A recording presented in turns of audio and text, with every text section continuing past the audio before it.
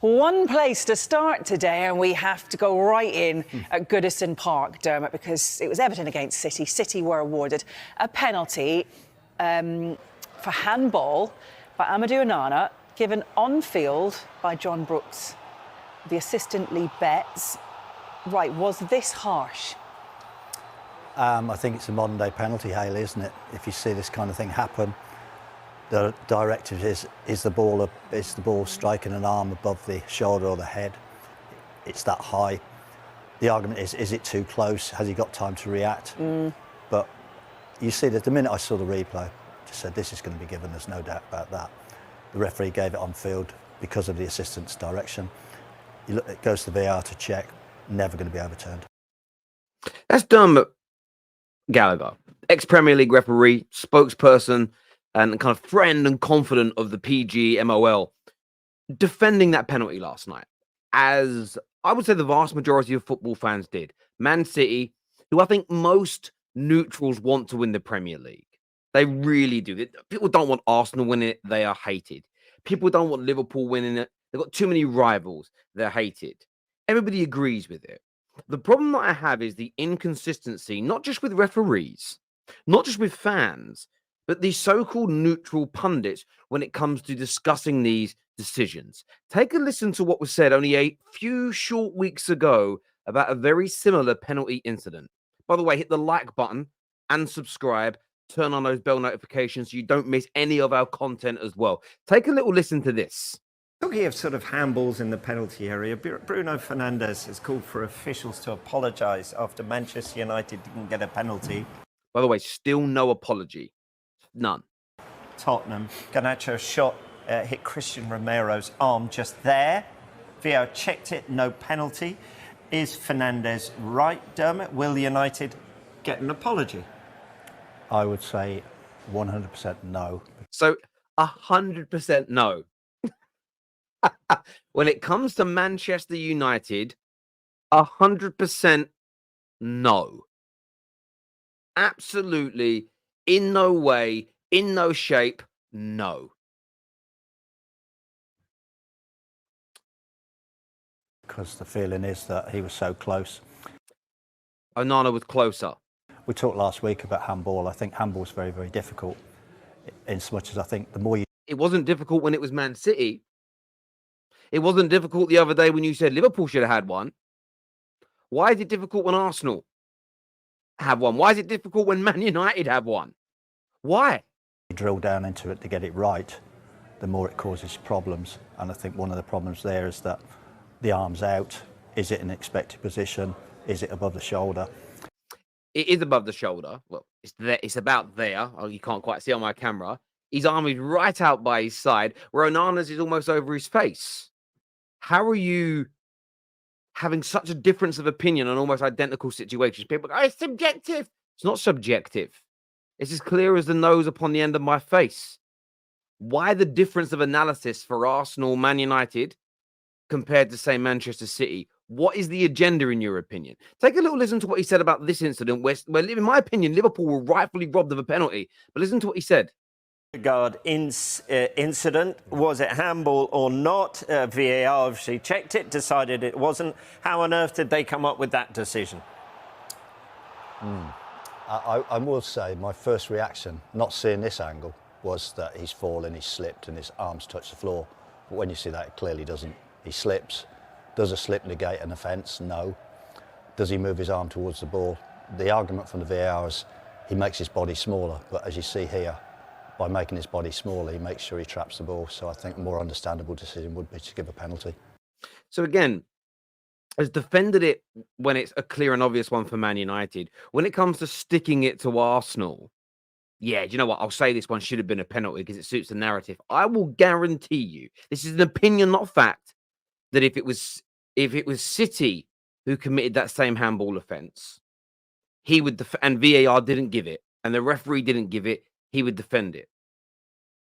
If Man United or Arsenal get an incident like the Onana one last night and don't get a penalty, he'll revert back to what he said earlier on in the season about proximity. Is the arm above the shoulder? It's really difficult. We're kind of muddy in the water around this handball decision. Liverpool were definitely robbed of a penalty. There is no doubt about it. But the way in which I see Arsenal and Man United, them two teams, specifically Man United in this case, spoken about so differently when it comes to almost identical incidents is absolutely mind-boggling to me. And I'm not saying there's a conspiracy theory, but I am saying there is a bias. I am saying, and we know there's a bias towards Arsenal because the referees themselves have confirmed it in their attack upon not Martinez, or their attack on Arteta. I forgot his name for a moment, and Arsenal for calling them out. And for me, this absolutely bona fidely stinks. Now, people often tell me, you make up this hate for Arsenal. It doesn't really exist. Where are you getting this from? And it's interesting because for years, I never saw it. I never felt it. And I believe that's because it didn't really exist. Man United fans didn't like Arsenal throughout Premier League rivalry in the 90s and early noughties. Tottenham, there's a geographical reason, a historical reason why they do not like each other. Chelsea and Arsenal, again, a London rivalry. But I grew up in the East End of London. I knew a lot of West Ham fans. They didn't particularly like Arsenal, but they didn't hate them. I've fairly well travelled across the UK with the sport I used to do. I've got friends from Liverpool, Manchester, Leeds, Newcastle, friends in Scotland and Wales. I have family in Ireland.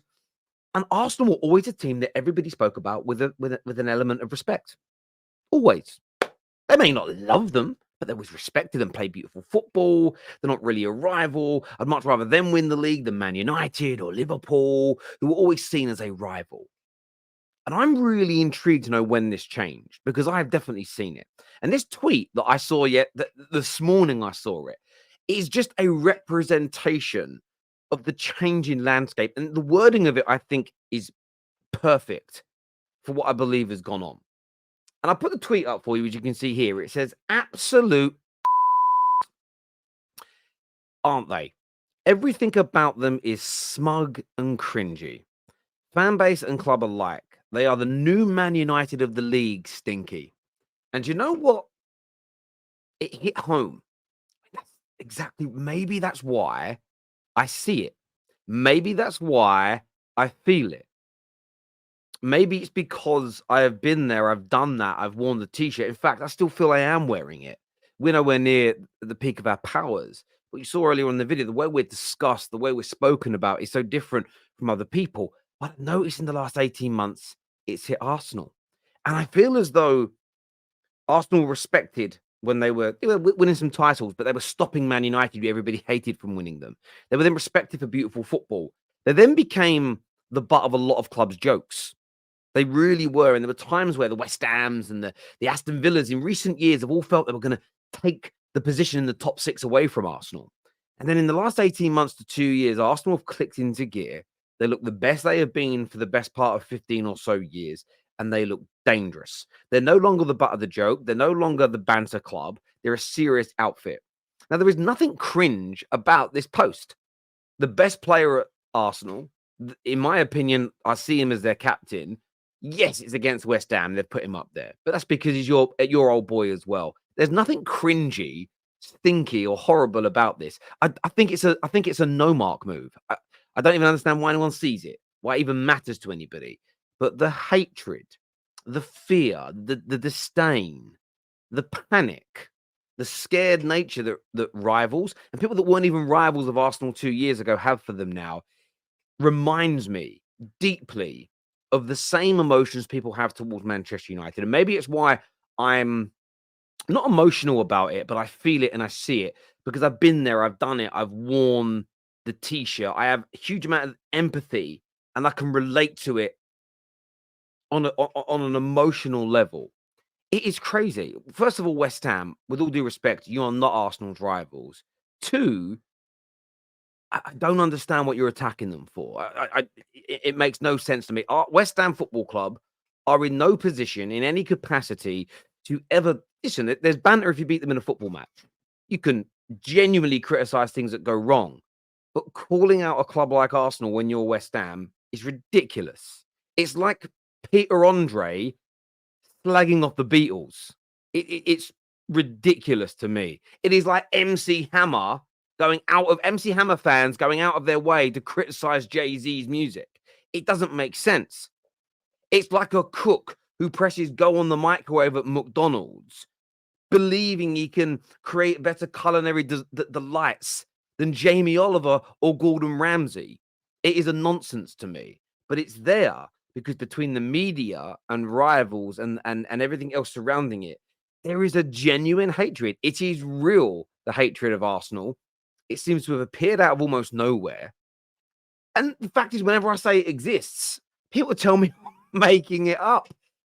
There we have another example in black and white. Gooners, and this is the real talking point of this. How does it make you feel? How does it make you feel? Because all I will say is this.